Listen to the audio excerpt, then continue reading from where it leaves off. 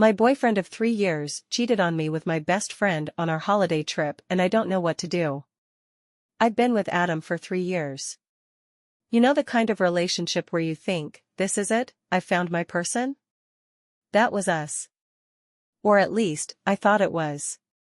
He was charming, thoughtful, and had this way of making me feel like the only person in the world.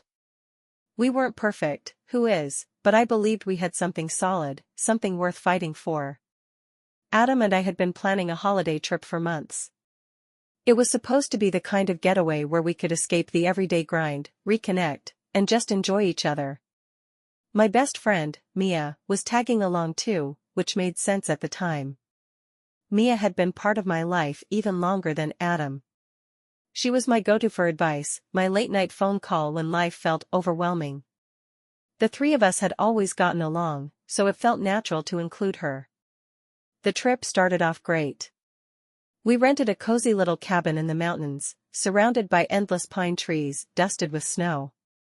The air was crisp, the fireplace crackled, and everything felt like it was pulled straight out of a Christmas card. We spent the days exploring hiking trails and the nights playing board games or sipping wine while swapping embarrassing stories. It felt perfect, until it wasn't. On the third night, I noticed Adam and Mia were unusually comfortable around each other. At first, I brushed it off.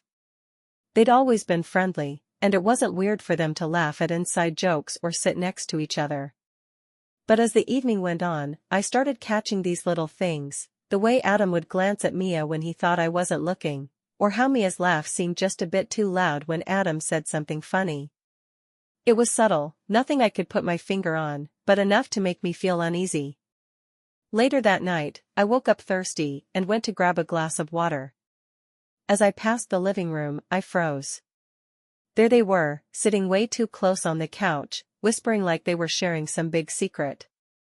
When Mia leaned in and rested her hand on Adam's arm, something inside me snapped.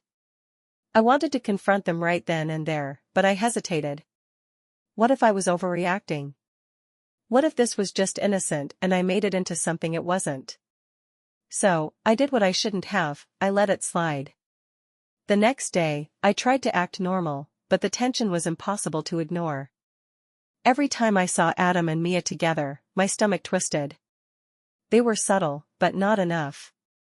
A shared look here, a laugh there, it was like they'd forgotten I was even in the room. I started questioning everything. Was this new? Had something been going on before the trip? Or was I just imagining things? That night, my worst fears were confirmed. I woke up again, only this time, it wasn't thirst that pulled me from sleep. It was a gut feeling, a nagging instinct that told me something wasn't right. I slipped out of bed and quietly made my way through the cabin. The living room was empty, but then I heard it, muffled voices coming from outside. I peeked through the curtains, and there they were, Adam and Mia, standing on the porch in the dim light of the hanging lantern. They were close, too close. At first, it looked like they were just talking, but then Adam reached out and brushed a strand of hair from Mia's face. She smiled in a way I'd never seen before, and before I could process what was happening, he leaned in and kissed her. I felt like the air had been knocked out of me. My heart pounded so loudly I was afraid they might hear it. I stumbled back from the window, my mind racing. This wasn't just a moment of bad judgment or a misunderstanding, this was betrayal, plain and simple. And the worst part? It wasn't just Adam. It was Mia too. The two people I trusted most had gone behind my back in the most hurtful way imaginable. I didn't sleep that night. I sat on the edge of the bed, replaying the scene over and over in my head, trying to make sense of it. By morning, I still didn't have a plan. All I knew was that I couldn't keep pretending everything was okay. When Adam came into the kitchen the next morning, acting like nothing had happened, I couldn't hold it in anymore. "Is there something you want to tell me?" I asked, my voice trembling. His face went pale. "What are you talking about?" he said, but his tone gave him away. He knew exactly what I was talking about. I stared him down, daring him to lie to me. "I saw you and Mia last night. On the porch." His eyes widened, and for a moment, he looked like a deer caught in headlights. Then he did the one thing I never thought he would, he tried to deny it. "You must have misunderstood," he said, his voice shaky. "It wasn't what it looked like." "Don't insult me, Adam," I snapped, my voice rising. "I know what I saw." Before he could say anything else, Mia walked in. She froze when she saw the look on my face, and I could tell she knew the jig was up. "I trusted you," I said, my voice breaking as I turned to her. "Both of you." Mia opened her mouth to speak, but no words came out. She just stood there, her face a mix of guilt and panic. Adam, on the other hand, tried to shift the blame, saying it was a mistake and that it didn't mean anything. But his words only made it worse. If it didn't mean anything, why do it? Why risk everything we had? The rest of the trip was a blur. I couldn't bring myself to stay in the same space as them, so I packed my bags and left early. As I drove away from the cabin, the tears finally came. I felt like my world had been turned upside down, and I didn't know where to go from there. Driving home from the cabin was one of the longest, loneliest drives of my life. The tears wouldn't stop, and every mile felt like it was dragging me further into the reality I didn't want to face. My boyfriend of 3 years had cheated on me. With my best friend. And it wasn't just the betrayal, it was the humiliation, the loss of trust, the unraveling of everything I thought I knew about my life. When I got home, I shut myself in my apartment, turned off my phone, and let myself break down. For the first few days, I couldn't even think straight. I didn't want to talk to anyone, not even my family. How could I explain what had happened without feeling like a fool? It wasn't just Adam who had betrayed me, it was Mia too, the person I used to call my sister. How could I have missed the signs? Had I been so blind, so trusting, that I didn't see this coming? Eventually, the messages started piling up. Adam, of course, had called and texted endlessly. He apologized, made excuses, begged me to hear him out. It was a mistake, he kept saying. It didn't mean anything. But every time I read his messages, all I could think about was that moment on the porch. If it didn't mean anything, why did it happen? And if it did mean something, then what did that say about us? Mia's messages were worse. She tried to frame it as a moment of weakness, a one-time lapse in judgment. "I'm so sorry," she wrote over and over. "I didn't mean to hurt you. Please, let me explain." But I couldn't bring myself to respond. I didn't want to hear her excuses, didn't want to give her the chance to justify what she'd done.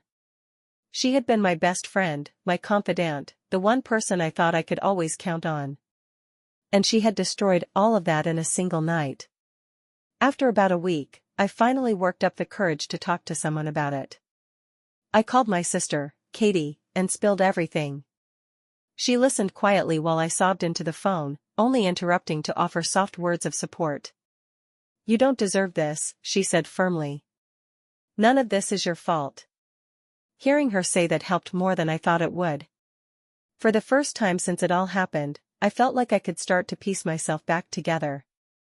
Katie came over that weekend, armed with takeout and a bottle of wine. We spent hours talking, crying, and, eventually, laughing. She reminded me that I wasn't alone, that I had people in my life who genuinely loved and cared for me. "Adam and Mia don't deserve another second of your time," she said. "You deserve better than that." Her words gave me the push I needed to finally face the situation head-on. I decided it was time to talk to Adam and Mia, not because I wanted to forgive them, but because I needed closure.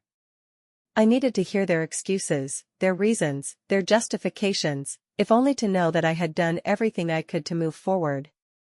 Adam came over first. He looked like a wreck, disheveled hair, dark circles under his eyes, the works. He started apologizing the moment I opened the door, but I stopped him. "I'm not here to listen to excuses," I said. "I just want to understand why." His answer wasn't satisfying. He blamed the alcohol, the moment, the stress of our relationship, anything but himself. "It didn't mean anything," he repeated, as if those words would magically fix everything. But the more he talked, the more I realized that he wasn't sorry for what he'd done. He was sorry he got caught. And that was enough for me to know I couldn't give him another chance. "It's over, Adam," I said finally. "I can't do this anymore." He tried to argue, but I stood firm. When he finally left, I felt an odd mix of relief and sadness. I had loved him for 3 years, but the person standing in front of me wasn't the man I thought I knew. Letting go was hard, but it was also freeing. I deserved more than his half-hearted apologies and empty promises. Mia was next. I agreed to meet her at a coffee shop, partly because I didn't want her in my space and partly because I wanted the safety net of a public place. She looked just as bad as Adam, her face pale and drawn, her eyes red from crying. "I'm so sorry," she said as soon as we sat down. I don't know what I was thinking. I listened as she stumbled through her explanation. She admitted that she'd had feelings for Adam for a while, but never acted on them until the trip. "It was stupid and selfish," she said, tears streaming down her face. "I ruined everything." Her honesty stung, but it also gave me the closure I needed. "You didn't just ruin my relationship," I said, my voice steady, despite the lump in my throat. "You ruined our friendship. And I don't know if I can ever forgive you for that." She nodded, looking utterly defeated. "I understand," she said quietly. And for the first time I believed her. She wasn't trying to excuse her actions or shift the blame. She was owning up to what she'd done. But that didn't mean I was ready to let her back into my life. I walked out of that coffee shop feeling lighter than I had in weeks. It wasn't that everything was okay, it wasn't, and it wouldn't be for a long time. But I had faced the people who hurt me, and I had taken the first steps toward moving on. In the weeks that followed, I focused on myself. I reconnected with friends I hadn't seen in a while, threw myself into work, and started therapy to work through the pain. It wasn't easy, and there were days when the sadness felt overwhelming. But slowly, I started to feel like myself again. I don't know what the future holds for Adam or Mia, and honestly, I don't care. What I do know is that I'm stronger than I thought I was, and I deserve better than what they gave me. This chapter of my life may have ended in heartbreak, but it also taught me something important. I'm capable of surviving even the worst betrayal. And that's a lesson I'll carry with me for the rest of my life. Thank you for watching. Don't forget to subscribe and like.